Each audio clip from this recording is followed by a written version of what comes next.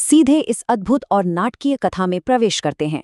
आज की इस चर्चा में हम श्री कृष्ण के जन्म की उस रोमांचक कहानी को मूल स्रोतों के आधार पर समझेंगे, जो अत्याचार, विश्वास और नियति का एक बेहतरीन उदाहरण है। बिना किसी देरी के इस शक्तिशाली ऐतिहासिक प्रसंग की शुरुआत करते हैं। कहानी की शुरुआत ही एकदम चौंकाने वाली है। जरा उस दृश्य की कल्पना करें। एक खुशी से भरा विवाह समारोह चल रहा है और अचानक आसमान से एक बेहद भयानक और गूंजती हुई आवाज आती है कि हे कंस, जिस देवकी को तू इतने प्रेम से ले जा रहा है, उसी का 8वां पुत्र तेरी मृत्यु का कारण बनेगा। बस ये एक वाक्य और पल भर में सब कुछ बदल गया। पूरी नियति ही पलट गई। और यहीं से शुरू होता है भाग 1, तानाशाह और भविष्यवाणी। इस स्थिति की गंभीरता को समझने के लिए कंस के किरदार को देखना जरूरी है। वो कोई साधारण राजा नहीं है, वो एक ऐसा क्रूर तानाशाह है जिसके नाम से पूरा राज्य कांपता है। लेकिन यहाँ एक बहुत ही दिलचस्प विरोधाभास है। इतने कठोर इंसान के दिल में भी अपनी बहन देवकी के लिए बहुत प्यार है। इतना प्यार कि विदाई के समय वो खुद उसका रथ चलाकर ले जा रहा है। लेकिन देखिए डर कैसे पल भर में प्यार को निगल जाता है। शंख और फूलों से सजे उस आनंदमय माहौल में जैसे ही वो भविष्यवाणी गूंजती है, कंस एक खूंखार रूप ले लेता है। अपनी ही बहन को मारने के लिए वो तलवार निकाल लेता है। और यहीं पर देवकी की जान बचाने के लिए वसुदेव को एक ऐसा दर्दनाक वादा करना पड़ता है कि वे अपनी हर भावी संतान राजा को सौंप देंगे। अब कहानी के दूसरे भाग की ओर चलते हैं, कारागार के अंधेरे दिन। ये हिस्सा सच में रोंगटे खड़े कर देने वाला है। नवविवाहित जोड़े को एक अंधेरी कोठरी में डाल दिया जाता है, जहां मौत का साया हमेशा मंडराता रहता है। वसुदेव अपना वचन निभाते हैं और कंस का डर उसकी हर दया पर हावी हो जाता है। कोठरी में गूंजती देवकी की चीखें और वसुदेव की मौन प्रार्थनाएं इस पागलपन और खौफ के आगे लगातार 6 मासूम जिंदगियां एक पत्थर पर खत्म कर दी जाती हैं। लेकिन नियति अपना खेल बहुत ही खामोशी से खेल रही होती है। जब 7वीं संतान की बारी आती है तो एक बहुत बड़ा चमत्कार होता है।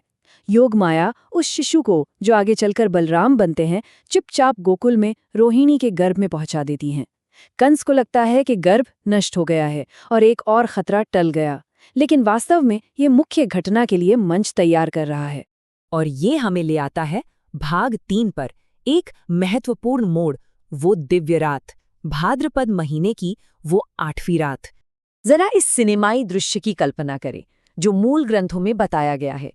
आधी रात का समय है, बाहर एक भयंकर तूफान उफान पर है, घनघोर बारिश हो रही है और पूरी मथुरा नगरी पर घना अंधेरा छाया हुआ है। कारागार के उस घुटन भरे माहौल में देवकी प्रसव पीड़ा में है और तभी अचानक वो कोठरी एक चकाचौंध कर देने वाले दिव्य प्रकाश से नहा उठती है। यहाँ एक बहुत ही अद्भुत बात होती है। एक साधारण नवजात शिशु का रूप लेने से पहले भगवान अपने रोते हुए और आश्चर्यचकित माता पिता के सामने अपना असली भव्य रूप प्रकट करते हैं। 4 भुजाओं वाला रूप जिसके हाथों में शंख, चक्र, गदा और कमल हैं।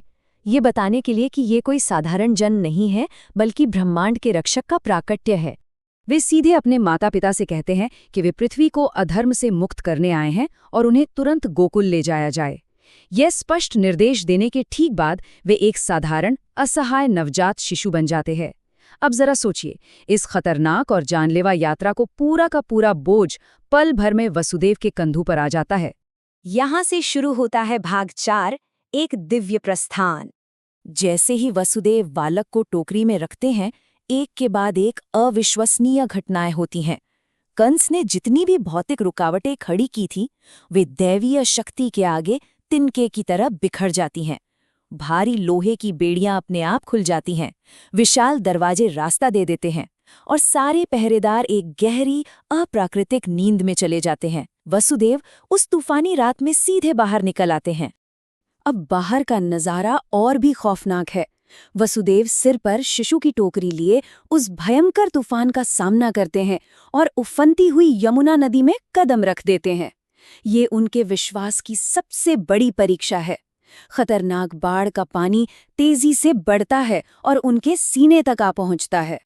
लेकिन फिर प्रकृति खुद उस बालक की रक्षा के लिए झुक जाती है उफनता हुआ पानी अचानक शांत होकर नीचे चला जाता है, मानो भगवान के चरण छूना चाहता हो। और उसी समय विशाल शेषनाग प्रकट होकर अपने फनों से उस भयंकर बारिश में एक छतरी का काम करते हैं। एक जानलेवा नदी पार करने की ये घटना एक बेहद चमत्कारिक और विस्मयकारी दृश्य में बदल जाती है। और अब हम इस कथा के चरम पर पहुंचते हैं। भाग 5, परम सत्य।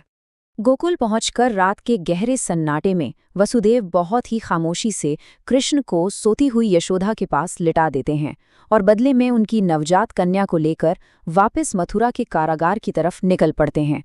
ये एक पिता का कितना बड़ा बलिदान है। सफलतापूर्वक बाहर निकलने के बाद भी उन्हें अपनी आज़ादी छोड़कर उसी दुस्वप्न में वापस लौटना पड़ता है। और फिर ठीक वैसा ही होता है। जैसे ही वसुदेव कोठरी में प्रवेश करते हैं, जितने चमत्कारिक ढंग से कारागार के बंधन खुले थे, वैसे ही फिर से जुड़ जाते हैं। दरवाजे बंद, बेड़ियां फिर से जकड़ गईं। सुबह होने पर किसी को कोई भनक नहीं लगती। कंस को जब सूचना मिलती है तो वो ये सोचकर दौड़ता हुआ आता है कि अब वो अपने अंतिम खतरे को हमेशा के लिए खत्म कर देगा। कंस उस नवजात कन्या को छीनकर पूरी ताकत से पत्थर पर पटकने की कोशिश करता है। तानाशाह को लगता है कि उसकी जीत पक्की है, लेकिन एक असहाय शिकार की जगह उसका सामना सीधे दैवीय शक्ति से होता है। वो कन्या अचानक उसके हाथों से छूटकर चमकते आकाश में उड़ जाती है और देवी योग माया के रूप में अपना असली भव्य रूप दिखाती है। और फिर आता है इस पूरी कहानी का सबसे बड़ा माइक ड्रॉप पल।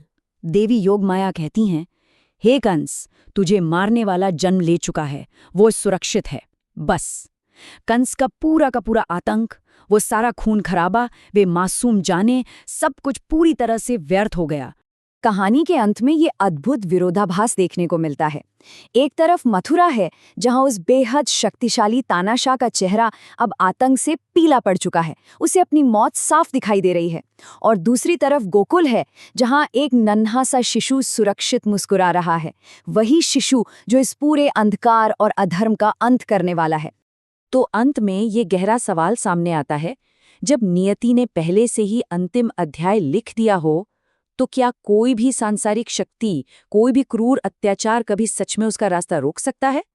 मूल स्रोतों से निकली ये कथा हमें यही दिखाती है कि कैसे असीम विश्वास हमेशा सबसे बड़े डर पर भी विजय प्राप्त कर लेता है।